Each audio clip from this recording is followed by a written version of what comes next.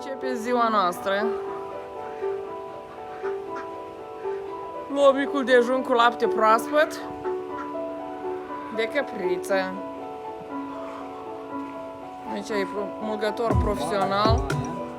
Numai că capra Maia nu vrea să asculte puțin, dar e ok, nu e un blânzân.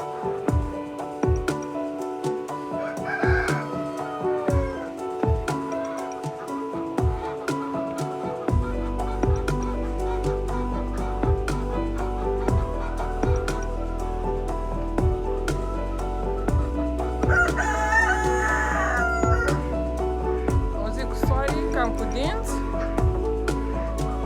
Avem puțină brună. Găinușul fac gălăjie. Mi-e frig? Mi-e frig, mă?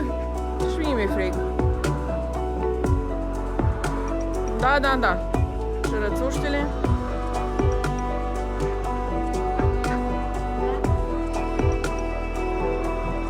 Soarele se vede printre pom.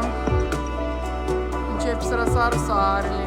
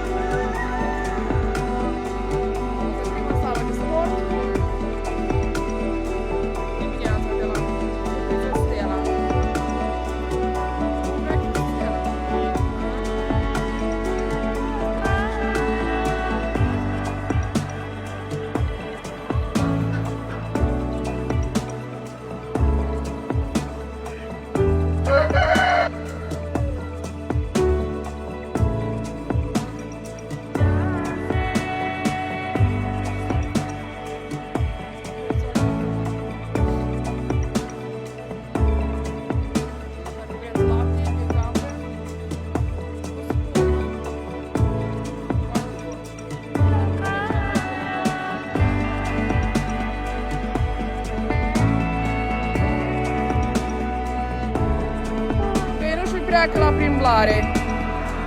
Go, go!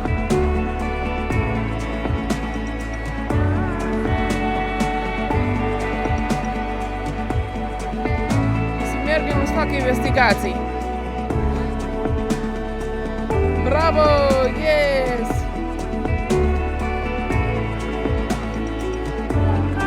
Hai cu coșorul, go! Rățușile să mai gândesc. Și planuri să fac pe azi. Unde e laptele? Dimineața, cocoșel. Unde pleci?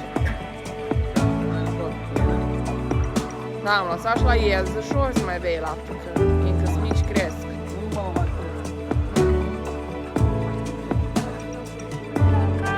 și copilașii la mâncare, la breakfast de dimineață, copilașii.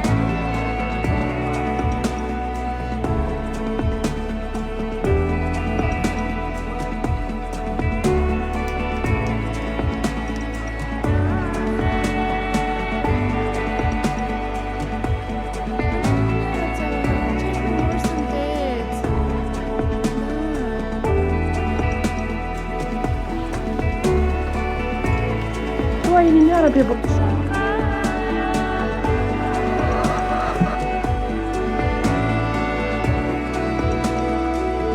Dimineața, Boris. Cum ai dormit? Bine?